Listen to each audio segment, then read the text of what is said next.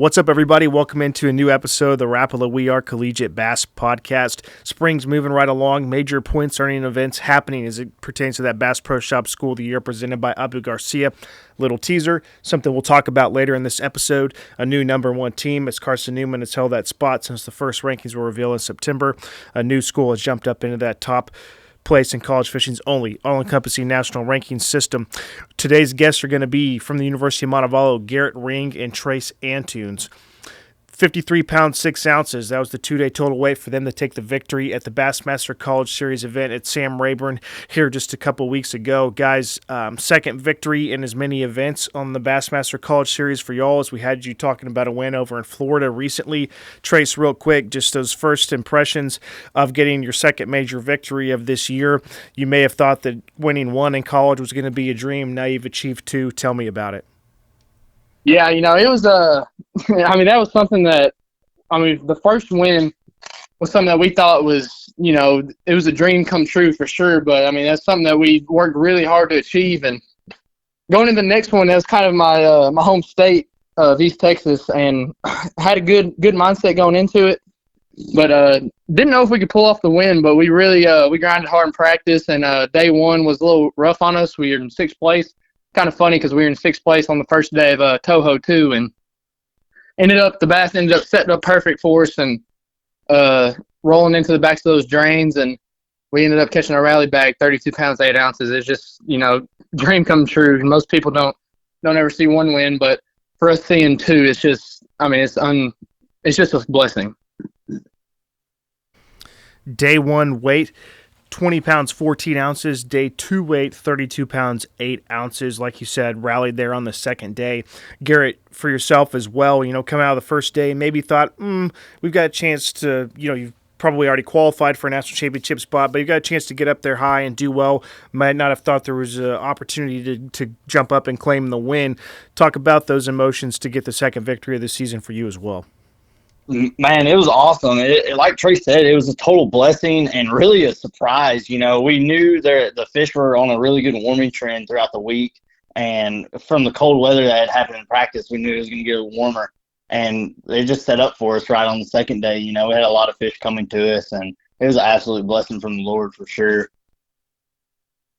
Yeah, to call it a warming trend is an understatement, because if I have my timing right, we're a little further west, but we're kind of the same as in terms of being south in Texas. Over here at San Antonio is where our office is, and we had a freeze, and it was really cold, like middle February, and from there, I swear it was one day the high was like 30, and 2 days later it was almost 90 degrees, and it stayed pretty warm since. So definitely spring is in the air. It's warming up. Those fish are moving up. Trace, talk a little bit about how those fish were positioning. As you said, they're coming to you. You were fishing ditches, which is something common to do over there at Sam Rayburn. Just talk a little bit about the stage those fish were in and how you were going about catching them.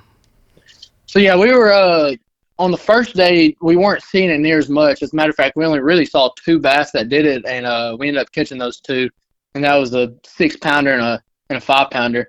But and then we only had 2.5-pounders to go with those on the first day, and ended up with 20 pounds. But we both knew that if we just kind of waited it out, if the water temp hit the right temperature, that they'd pull up, because that's what they've done every year in Texas.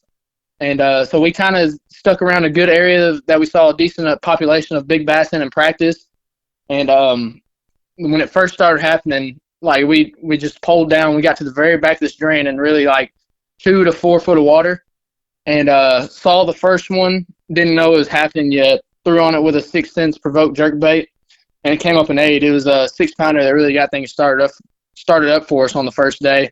Garrett was on the back throwing a Berkeley Stunner, and he caught a 5-pounder off the back doing that too. So we kind of pulled down and waited right there for a second, and Lord behold, they were just swimming in right to us. Throw at a fish and it wouldn't bite. You just turn the live scope a little bit, and there's another one. And we really figured that out probably with 3 hours left in the day, and we rotated 3 different drains whenever they we're starting to feel a little more pressured in those spots. And that's how we were able to do it. Good plan, effective game plan, as it was able to help you guys achieve a victory there. Bassmaster College Series event happening at Sam Rayburn. Sam Rayburn, one of those places throughout the ages, this time of year, you talk late January into early March, throughout time, it's been one of the best places to come and fish for pre-spawn and spawning bass, and y'all hit it with good timing as the weights show. Like we said, just over 32 pounds on day 2, 20 pounds, almost 21 pounds on the first day of tournament competition. Garrett, baits and what was tied on the deck that week. I know Trace was talking about a jerk bait, probably typical pre-spawn stuff, maybe some baits for forward-facing sonar. Break down just a little bit more what y'all were throwing at them to get the bites. Yeah, man, we were seeing a lot of gizzard shad in these drains, and so we were throwing more shad-style baits such as jerk baits and minnows. I was throwing a Berkeley Stunna quite a bit, and also a jighead minnow, and Trace along with was throwing a 6-inch provoke jerk bait. Good rotation of baits there. Jerkbait bite, always one that's fun. When I lived in Arkansas and went to school up there, the water was pretty clear. This was always one of my favorite times of year to be out on the water, and a jerkbait was definitely a lure that I had tied on during the late winter, early pre-spawn to be able to go out and get bites. Talk a little bit about Trace's next question coming your way. As you say, you're from East Texas.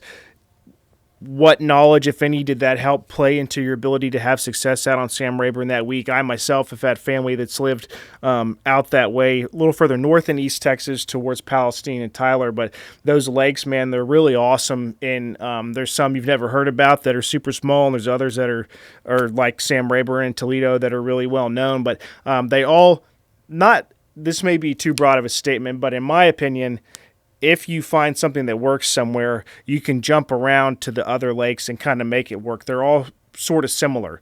They're kind of miniature lake forks, and some are on steroids, and you've got timber, and you've got these ditches, a little bit of hydrilla, and the water's kind of clean. Talk a little bit about your past knowledge from being from that part of the state and how it translated to success on Sam Rayburn. And if I'm totally off the mark with my comments, tell me so.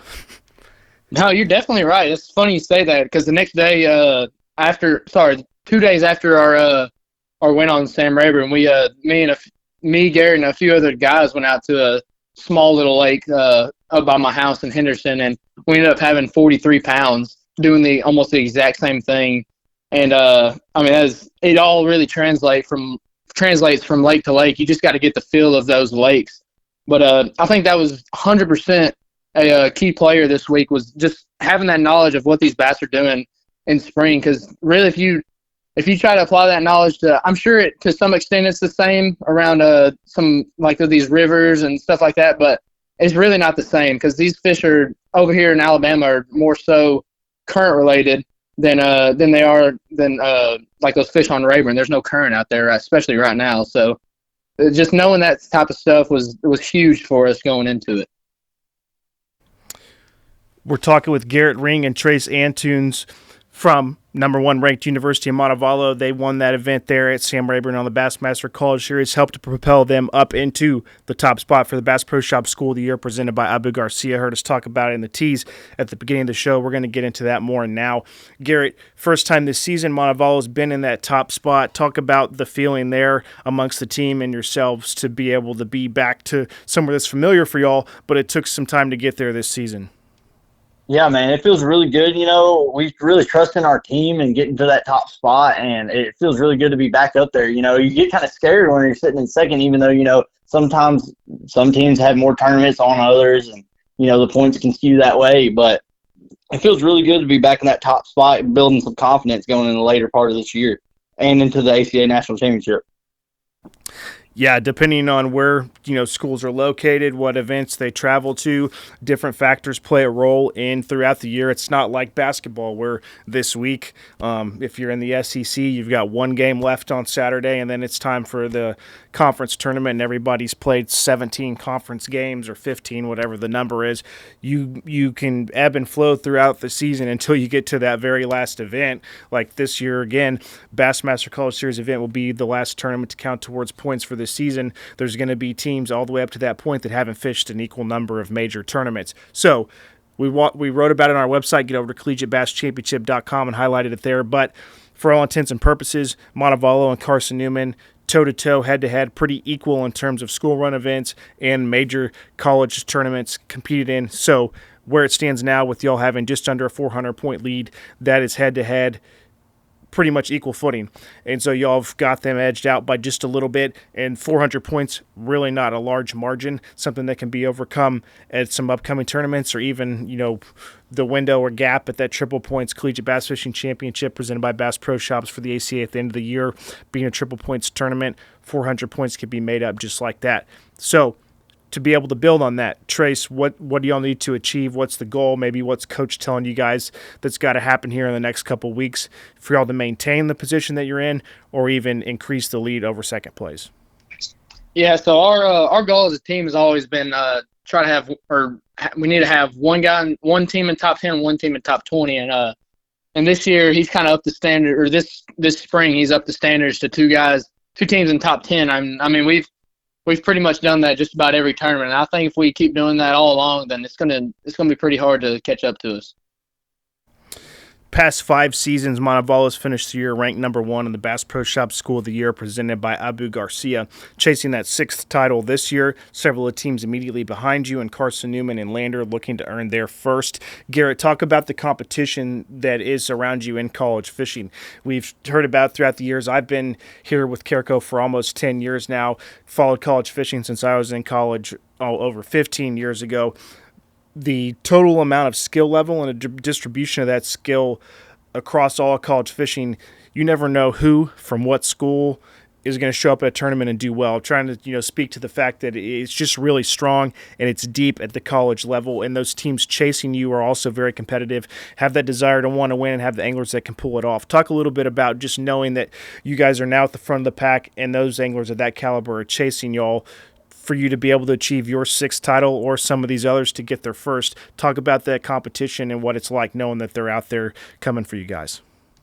Yeah, man, to achieve that 6th title, we're going to have to bring our A game to every tournament because the college skill level is insane nowadays. There's so many guys coming straight out of college going into the pro circuit now, and it just shows the kind of depth that college fishing has now compared to how it used to be. And, with the new advances in technology, including forward-facing sonar, everybody picks up on it so fast, and you really got to be on your A game going into every tournament and make sure that you can compete out there with those guys because they're really the best of the best now.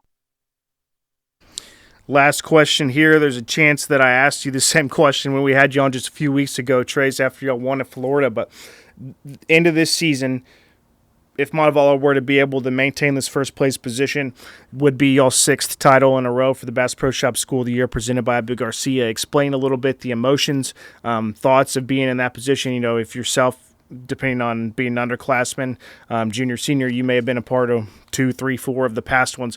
Talk a little bit about what would be going through your mind reminiscing on the past and then this accomplishment in the present. Yeah, so we're juniors, so we've been a part of since our freshman year and sophomore year for 2 of them. So to be part of the 3rd one, that'd be awesome. We'd love to. Each year we're here, don't know if we're in a 5th year or not, but we'd love to. I guess you call it a clean sweep on School of the Year titles, get us 4 to 5 of them while we're here. But being able to contribute to that, it means the world, especially competing against the guys on the team to try to contribute points towards that School of the Year trophy. Guys, thanks for the time here today. Congratulations again on another major victory. That's Garrett Ring and Trace Antunes from top-ranked University of Montevallo got the win over at Sam Rayburn on the Bassmaster College Series. Only a few weeks to go until we are back out on the circuit for the Bass Pro Shops Collegiate Bass Fishing Series at the Crush City Hartwell Slam presented by Suffix over there at Lake Hartwell in Anderson, South Carolina. Get to the website, again, collegiatebasschampionship.com to get signed up for that and find everything that you need to know. Guys, if you're going to be at Hartwell, we look forward to seeing you there. Otherwise, best of luck throughout the rest of the spring. Sounds good. We appreciate it. Thanks, man.